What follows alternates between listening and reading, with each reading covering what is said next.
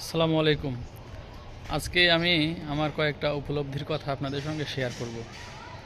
আমার কাছে মনে হয় সবসময় যে এই বিষয়গুলা যদি আরও আগে থেকে জানতাম বা এই উপলব্ধিটা যদি আরও আগে হতো তাহলে হয়তো খুব ভালো হতো, অর্থাৎ এটা আমার লাইফে হয়তো বেটার একটা ইম্প্যাক্ট ফেলতে পারত। প্রথম যে উপলব্ধিটা সেটা হলো যে যদি এটা হলো ফাইন্যান্সিয়াল এডুকেশনের গুরুত্ব। এখন আমি আমার বিভিন্ন ভিডিওতে আপনারা হয়তো এই চ্যানেলে দেখেছেন যে আমি আর্থিক শিক্ষার গুরুত্বটা সবার সামনে উপস্থাপন করার চেষ্টা করি। তো এইটা উপলব্ধি এসেছে আমার বয়স তখন হয়তো 30+ ক্রস করে গেছে। তো ওই সময়ে এইটা যদি আমি আরও আগে জানতাম, অর্থাৎ আমার ছোটোবেলায় যদি জানতাম, তাহলে হয়তো এটা আমার জীবনে আরও বেটার ইম্প্যাক্ট ফেলতে পারতো। কিন্তু আসলে সেটা হয় নাই, কারণ আমি যখন বড় হয়েছি তখন এই অর্থ নিয়ে কথাবার্তা বলা বা ফাইন্যান্সিয়াল এডুকেশন এই ধরনের কথাবার্তা তেমন একটা শুনি নাই। তো এটা শুনলাম কিভাবে, সেটা হলো যে আমার এক বন্ধু এক সময় আমাকে বলল, এটা 2018 সালের দিকে, রিচ ড্যাড পুয়ার ড্যাড বইটা পড়তে। তো তখন আমি বইটা পড়লাম, পড়ার পরে তখন আমি প্রথম জানতে পারলাম যে আমাদের যে জীবনে যে অর্থের গুরুত্বটা কী, কীভাবে ফাইন্যান্সিয়াল ওয়ার্ল্ড যে মানে পরিচালিত হয়, মানে টাকার জগৎটা কীভাবে পরিচালিত হয়, এইটা আমি ওই সময় আসলে প্রথম বুঝতে পারছি। এর আগে কখনোই এটা বুঝি নাই বা কেউ আমাকে বলে নাই। তো এখন আমার মনে হয় যদি কেউ এটা আমাকে আগে বলতো তাহলে হয়তো আমার জীবনে খুবই একটা পজিটিভ একটা পরিবর্তন হইতে পারত। এরপরে যে বিষয়টা বলতে চাই এটা হইল পাওয়ার অফ কম্পাউন্ডিং। আপনারা অনেকেই হয়তো জানেন, বিজ্ঞানী আইনস্টাইন তিনি এটা বলছেন যে কম্পাউন্ডিংটা হচ্ছে পৃথিবীর অষ্টম আশ্চর্য। যে এটা সম্পর্কে জানে, এর শক্তি সম্পর্কে জানে, সে এটার বেনিফিট পায়।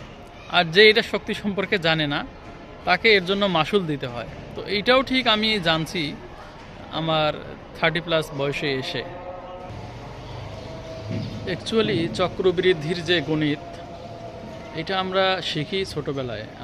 আমার যতদূর মনে পড়ে ক্লাস 3 অথবা 4-এ এই গণিতটা শিখেছিলাম। কিন্তু অ্যাকচুয়ালি রিয়েল লাইফে এটার অ্যাপ্লিকেশন কি, এটা কিন্তু আমাদেরকে কেউ শেখায় নাই বা কেউ বলে নাই। আমাদের এটা স্কুলেও শিখি নাই বা আমাদের বাড়িতেও কিন্তু এটা শেখানো হয় নাই। কিন্তু এখন যখন জানতে পারলাম যে এটা রিয়েল লাইফে অ্যাপ্লিকেশনটা কি, তখন তো সময় আসলে অনেক মানে দেরি হয়ে গেছে। আপনারা যদি ওয়ারেন বাফেটের মানে জীবনী পড়েন বা তার কথাবার্তা সম্পর্কে জানেন, তো তিনি আজকে এত সম্পদের মালিক হতে পারছেন, তার অন্যতম একটা কারণ হচ্ছে তিনি এই কম্পাউন্ডিংয়ের যে সুবিধাটা, এটা তিনি বেশি সময় ধরে নিতে পারছিলেন। তিনি খুব মানে তার আর্লি লাইফে বিনিয়োগ করা শুরু করেন, এই জন্য এই কম্পাউন্ডিংটা তার পক্ষে কাজ করছে। এই সুবিধাটা তিনি নিতে পারছেন বিধায় কিন্তু আজকে তার এত টাকা পয়সা হয়েছে। তো এটা খুবই গুরুত্বপূর্ণ একটা ব্যাপার, যেটা আমি আমার ছোটোবেলায় শিখি নাই বা এই ব্যাপারে জানতে পারি নাই। সব শেষে যেটা বলতে চাচ্ছি এটা হলো যে পাওয়ার অফ প্যাসিভ ইনকাম। আমরা কিন্তু টাকা বিভিন্নভাবে উপার্জন করতে পারি। অ্যাকচুয়ালি দুইটা ওয়ে, একটা হলো অ্যাক্টিভলি, একটা হলো প্যাসিভলি। আপনি প্রত্যক্ষভাবে উপার্জন করা যায়, আর একটা হলো পরোক্ষভাবে। প্রত্যক্ষভাবে উপার্জন হচ্ছে যখন আমরা কোনো কাজ করি এবং এই কাজের জন্য সরাসরি আমরা পেমেন্ট পাই, অর্থাৎ আমি যতক্ষণ কাজ করি সেই কাজ থেকে ইনকাম আসে, আবার যখন কাজ করা বন্ধ করে দিই তখন ইনকাম আসে না। তো এটা হলো অ্যাক্টিভ ইনকাম।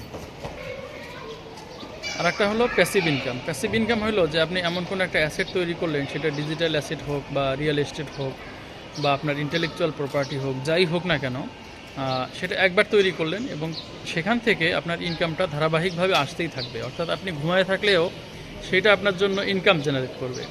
তো এই জন্য বলা হয় যে প্যাসিভ ইনকামটা কিন্তু খুবই পাওয়ারফুল একটা জিনিস। সেখান থেকে আপনার ইনকাম যত কমই আসুক না কেন, এটার খুবই মানে পাওয়ারটা অনেক গুরুত্বপূর্ণ। যদি কেউ প্রকৃতপক্ষে ফাইন্যান্সিয়াল ফ্রিডম অর্জন করতে চান, তাহলে কিন্তু তাকে প্যাসিভ ইনকামে ফোকাস করতে হয় বা ফোকাস করাটা খুবই বেশি জরুরি। তো এখন এই জিনিসটাও কিন্তু মানে একদিনে বা 1-2 বছরের মধ্যে আপনার পক্ষে রাতারাতি তৈরি করাটা সম্ভব না। একটা নির্দিষ্ট সময় নিয়ে একটা পরিকল্পনা নিয়ে কাজ করলে তারপরেই কেবল এটা সম্ভব। তো এই জন্য আমার কাছে যেটা মনে হয় যে এটা যদি আরও আগে জানতাম তাহলে হয়তো এটা আমার জীবনে একটা পজিটিভ ইম্প্যাক্ট ফেলতে পারত। যেটা আমি জেনেছি মানে 30+ এজে এসে।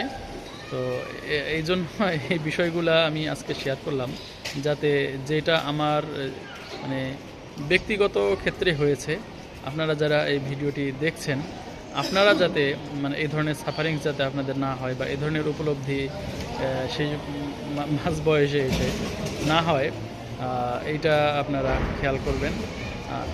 আর ঠিক একইভাবে আপনার যদি কোনো সন্তান-সন্ততি থাকে বা আপনার যারা সারাউন্ডিংস আছে, আত্মীয়-স্বজন আছে, আমি চাই যে এই মেসেজগুলো আপনারা সবার কাছে পৌঁছে দেন, যাতে সবার আর্থিক জীবনটা সুন্দর হয়, আমরা সবাই সচ্ছলভাবে আর্থিক জীবন যাপন করতে পারি এবং আলটিমেটলি আমরা ফাইন্যান্সিয়াল ফ্রিডমটা অর্জন করতে পারি। সবাইকে ধন্যবাদ।